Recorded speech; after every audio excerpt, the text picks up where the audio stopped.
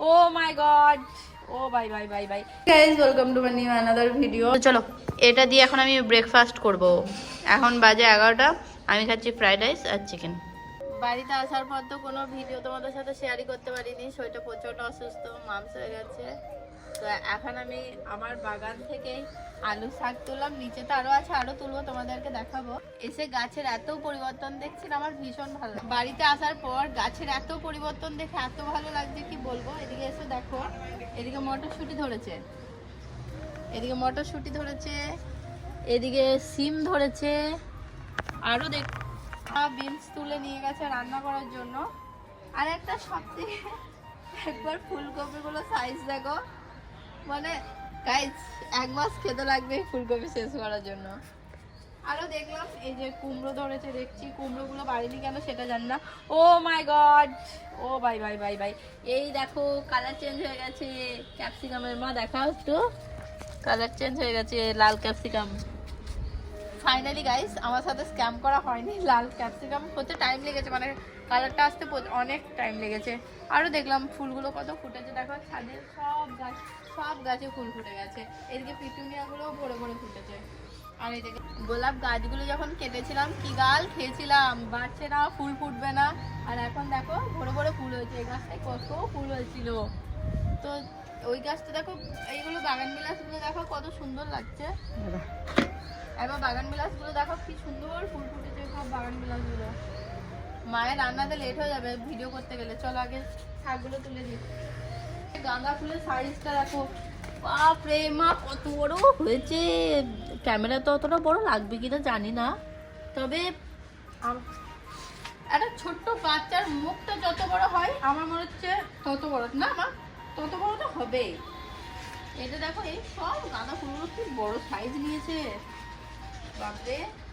এদিকে দেখো আরো সবজি গাছ লাগিয়েছি, আর এই যে অনেক হয়েছে, এখানে অনেক হয়েছে আলু শাক। আবার তুলে নি, চলো তারপর আবার তোমাদের সাথে দেখা হচ্ছে।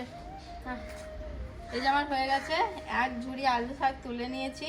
এবার মায়েরা রান্না করবে, তোমাদের সাথে অবশ্যই শেয়ার করব।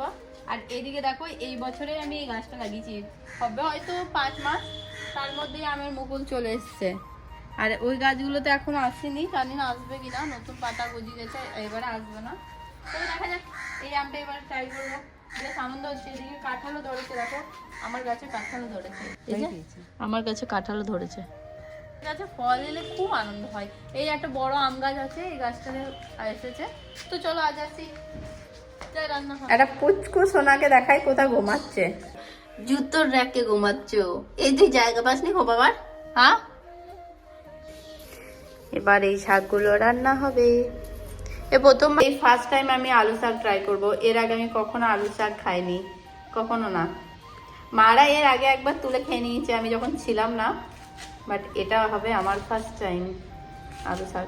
নিজে লাগিয়েছি বলে খাচ্ছি, এই সমস্ত শাক তো পাওয়া যায় না বাজারে, পাওয়া যায় কিন্তু আমরা কোনোদিন কিনিনি। তো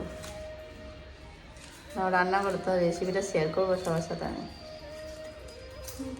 প্রথমে দিয়ে দিয়েছি খোলাতে সর্ষের তেল, তারপরে শাকগুলো দেওয়ার পর লবণ দিয়েছিল, তারপর অনেকক্ষণ নাড়াচাড়া করার পর দিয়েছিল পোস্ত বাটা, আলু বাটা, রসুন বাটা, লঙ্কা বাটা, পেঁয়াজ বাটা, সমস্ত কিছুকে মিক্স করে এটার সাথে মিক্স করা হয়েছিল, মানে শাকটার সাথে মিক্স করে নিয়েছিল। তারপর ভালো করে নাড়াচাড়া করে অনেকক্ষণ ধরে কুক করা হয়েছিল। আর হ্যাঁ, মিডিলে সামান্য জলও অ্যাড করেছিলাম। আর হ্যাঁ, নামাবার আগে একটু চিনি দিয়ে দিও যাতে টেস্টটা ব্যালেন্স থাকে। তো আমাদের শাক রান্না কমপ্লিট।